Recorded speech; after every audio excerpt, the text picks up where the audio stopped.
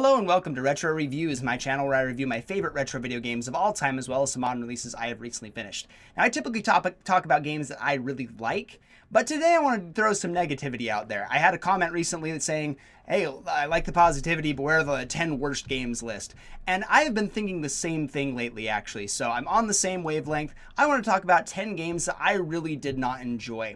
Now I typically go out of my way to play games that I think I will like. I do a lot of research. I make sure that I'm buying games that I'm not wasting my money on or wasting my time on. But when I had PlayStation Plus and PlayStation Plus Extra, I tried out several games that I wouldn't normally purchase, but I had heard good things about that I wanted to try out, and a lot of those games will be on this list. Other games are high critically acclaimed, lots of people love them, and I just did not have a good time with them. Or I did at one point, and now I think it's time for those games to go to the wayside. So there will be probably some surprises on here. If you've been around the channel a long time, there are a couple of ones where I've voiced my opinion, and might not be a surprise, but I want to talk about 10 games I really did not enjoy. We'll start off with a softball first and foremost with BanjoKazooie Nuts and Bolts. I love BanjoKazooie. I had an okay time with BanjoKazooie the first time I played it and a much better time the second time I played it. I really love the series. I love what Rare did with them as platformers. But when Nuts and Bolts came around and I finally had the chance to play it on the Rare Replay bundle, I knew I was in for a bad time. I knew what I was going into. I knew it, and I was like, I'm going to try it anyway. I'm going to push through. I'm going to go from start to finish. I'm going to play this game. And I just did not have a good time. I have gotten comments from people saying, you should try it out. Keep playing it to the end because it does get better, and it's ultimately like a good experience. I have been trying to push forward. I have not finished it yet, but so far the experience has been lukewarm at best and really not fun at worst, because this just isn't a platformer. This isn't a platformer in a series of platformers. It's Microsoft's attempt to be like, go against the grain and do something brand new, which I respect. I think that's fine, but the character designs are not it. They do not look good. The color palette is awful. It does not look like a Banjo game, and it doesn't play like a Banjo game because it's a cart builder. It's just weird in every respect, and I know a lot of people don't like this game, but for people that love the franchise, it's just really hard to play through this one, so it's going to be at the bottom of my list here. Number 9 is going to be Spyro 2 Ripto's Rage. Now, I really liked Spyro 1. I thought it was really beautiful and fantastic. I didn't play the originals on the PlayStation. I played them on the Reignited trilogy, and I loved Spyro 1. I had such a good time. Going into Spyro 2, I was really excited to see what they do to innovate in the franchise, and it looks like they didn't do anything. They just took several steps back. The voice acting is really not good. The characters are not great either. Like, I think it's a combination of both. I think the characters are written really poorly, and so the voice acting can't really help it out because the writing's so bad. I think the plot is kind of goofy, which is not a bad thing. It's a cutesy platformer type game, but it just feels really weak. And the controls and the way that they implement new systems like climbing up ladders and stuff is so tedious. They introduce so much tedium into this sequel. It just makes everything that made the original game so much worse. And I just could not shake that feeling the entire playthrough. I ultimately did everything in the game. I platinumed that game. I wanted to finish it with my kids especially, but I just could not find myself enjoying this game. All the extra mini games suck. I think the boss fights are absolutely abhorrent. It's just a bad experience for me, at least. I think Spyro 3 was significantly better, but nothing tops Spyro 1 for me. So Spyro 2 is going to be at the bottom of this list because it was just so disappointing for me. Number 8 is going to be Death Stranding. I finally bit the bullet and tried this game out. I got a used copy. I was kind of excited about it. I had heard lots of people like, this is a game you either love or a game that you hate. And I knew that going in. I knew that this was a Hideo Kojima game. He's a big troll. I know he does stuff that's very anti the normal way people do things in video games. I was excited by that. And I tried it out and I liked the vibe of the game. I liked what he was putting down, but the execution for me, I just could not get into it. I could not have a fun time with this game. As much as I liked the world and the idea of what was going on, it just wasn't exciting for me. So I never got more than a few hours into the game. I always try and give a game at least 2 or 3 hours just so I can gauge whether I'm going to have a good experience or not. And this one just could not hit. I gave it hour after hour. I kept going back. I'm like, maybe if I keep going, it will make more sense and I will like this game. It's just not for me. I don't like it. I don't think Death Stranding is a bad game. I just think it's you need to have the right taste for it. And unfortunately, I don't have the taste for it, so it's going to be sitting here at number 8. Number 7 is going to be The Outer Worlds. This is another one that I was a little surprised by because I do like Obsidian. I think they make phenomenal games. I don't love Fallout, but Fallout New Vegas is extremely fun. The way the writing works and everything, and like the systems they implemented, and the fact that they did it in like the span of 14 months or so, I just think that's an exceptional showing for the studio, and I really like Fallout New Vegas and what they put together for that game. So I thought Outer Worlds would do the same thing for me, but really it just felt a little bland. I couldn't, again, it's one of those games I could not get into no matter how far I pushed myself. Every interaction with a new NPC just felt kind of drawn out, didn't feel like I was engaged in it. I didn't really gel with the world that they were putting together. I didn't really love the plot. It just didn't work for me. Again, I'm not a big fan of the first-person RPGs with the shooter mechanics, the kind of the Bethesda style, the early Fallout games that Bethesda headed up once they purchased the Fallout IP. This feels like a lot of that, but in modern form, without a lot of new modern conventions. It just feels a little stale for me. So it's just like, I would rather just go back and play Fallout New Vegas than play this one. That was kind of the feeling I had. And again, it's a shame because I'm sure there are a lot of people that love the Outer Worlds. But again, I just did not enjoy it. So number 6 is going to be Xenoblade Chronicles 2. Now, I'm not a huge fan of this style of game, but I was excited about Xenoblade because my brother-in-law really liked, I believe it was Xenoblade Chronicles X. He had a good time with the franchise. He loves JRPGs. And so I was like, you know what? I'm going to give Xenoblade 2 a chance because I found some really great deal. I liked some of the stuff I'd seen for it. It got some pretty good reviews. It's like, you know what? I'll jump into this one. I had enough knowledge. I didn't play through Xenoblade Chronicles 1, but I had enough knowledge of the world, and it is separate, though in the same universe, so I figured I was probably fine to jump into this one. I was correct in that aspect, but this game, I probably put in about 20 hours of this game before finally I realized this game just isn't fun. Just flat out is not an enjoyable experience. And I finally put it down when I felt just so much better because I had committed to playing this game. I wanted to experience a JRPG like this in this genre, and I was pushing through it just fine. I didn't have really any gripes with it, but once I realized it just wasn't a fun time, I was like, I'm literally wasting my time. And the second I put it down, the better I felt. I played a lot better games after that. And I think the consensus among most people is that Xenoblade 2 is easily the worst one in the franchise. People love Xenoblade Chronicles 1. Xenoblade 3 is phenomenal, apparently, and most people don't like Xenoblade 2. Combine that with my disdain for Pyro and Mythra and Smash Brothers, and you can see why I really don't like this game. I just don't think the combat system is enjoyable at all. I don't like the combos. I think it's so bland and so dull. And again, it's one of those, like, if you like the voice acting style and those JRPGs, you'll probably have a better time. It's definitely not for me. So Xenoblade 2 is going to be here on this list. Number 5 is going to be Resident Evil 5. Now, despite being a direct continuation of the series, like a direct sequel in a lot of ways to Resident Evil 4, in terms of like the style, it feels very much like that in the same same shooting mechanics, the same way you move around the world. I expected to like this game a whole lot more than I actually did. In fact, I expect this one to be like a pretty good rating. I figured I'd have a good time. I knew it wasn't going to hit the peaks of Resident Evil 4. It's one of the best video games of all time, but I expected to have a good time with it. And by the end of my experience, I had a very, very sour taste in my mouth. I think I like this one maybe less than Resident Evil 6 in a lot of ways. Not every way. Resident Evil 6 is a bit of a dumpster fire. But Resident Evil 5 does something that I just cannot fathom for the company. They took everything that they made Resident Evil 4 so good, and they said, you know what? Let's scale it back a lot. Let's take out a lot of what made that game good and just turn it into like a little mission style game where you have like a multiplayer aspect that if you're playing in solo, you're probably not going to have a good time at all. I did not play multiplayer. I would love to see this one remade and have much better AI because the AI is absolute garbage in this game. You have to make sure that you are planning everything out well in advance because the AI will not assist you at all. You will have to protect your AI companion and make sure you get through the game unscathed. Otherwise, you're just toast. And the way that they do the mission style, there's no merchant like there is in Resident Evil 4. The characters lack a lot of depth that they had in Resident Evil 4. You have like at the end of every mission, every episode, you can like upgrade your weapons just on the static screen. It's just really bland. It's really boring. It has that same gross color palette that I have issue with like BanjoKazooie Nuts and Bolts. It's definitely a product of that time. It just feels like this really dull imitation of Resident Evil 4 in almost every respect. And it sucks because Chris Redfield is one of the best characters in the franchise. He's so cool, and having this solo outing of him, especially with him being like so fantastically buff and macho and everything. Punching the boulder is actually hilarious. I love that moment in the game, but it's just so weak throughout almost the entirety of the experience.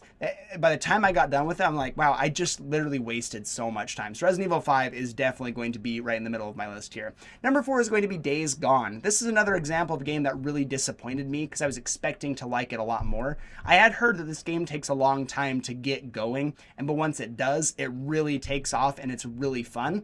But I heard that you had to get about 12 to 14 hours into this game before it gets really good.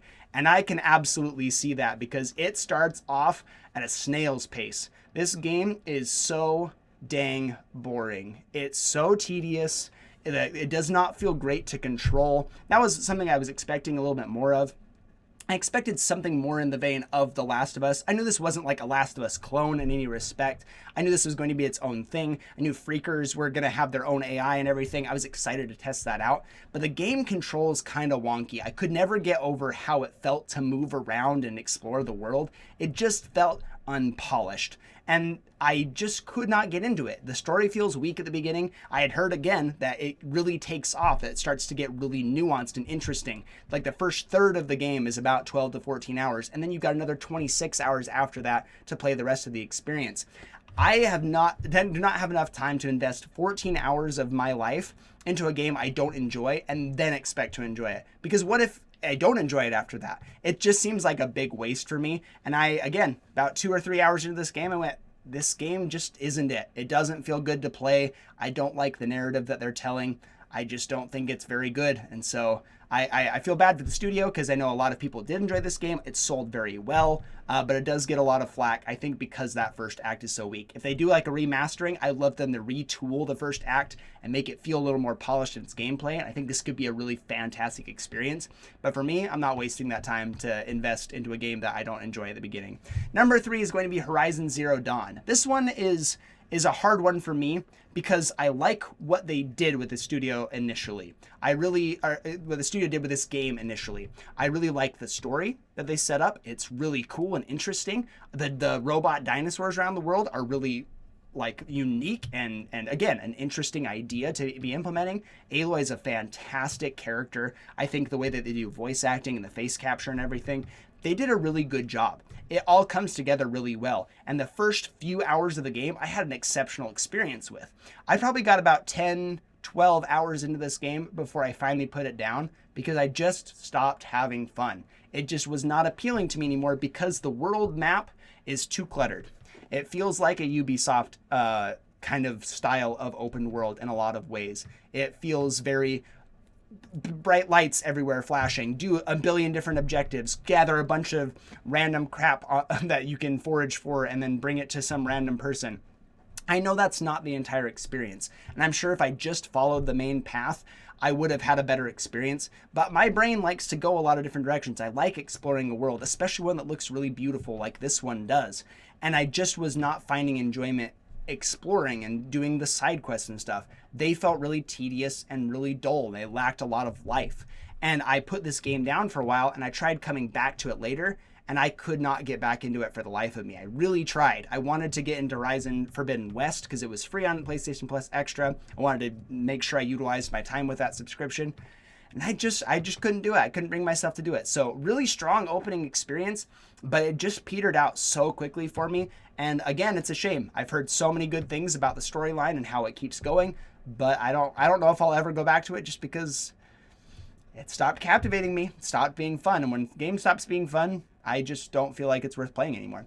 Number 2 is going to be Minecraft. Now this one might ruffle some feathers here, but I think Minecraft has been very good and very bad for the gaming community as a whole. Now, I'm going to take Steve away from being in Smash from my argument altogether because I hate Steve in Smash, but I'm going to leave that aside. I'm going to leave that to the side here. I'm just talking about the game itself. I think Minecraft, when it came out, was such a revolutionary idea. It was really cool. I remember playing with my friends. I remember playing by myself, building wonderful creations. There's so much you can do with this game, and I love it for that. I think it is a beautiful experience, and the way that they've updated over the years, they have really put a lot of elbow grease into this game to make it one of the best video game experiences of all time, for sure. This is the second best-selling game of all time behind Tetris. That's an amazing feat to be like such a big juggernaut after coming out in, I think, 2011.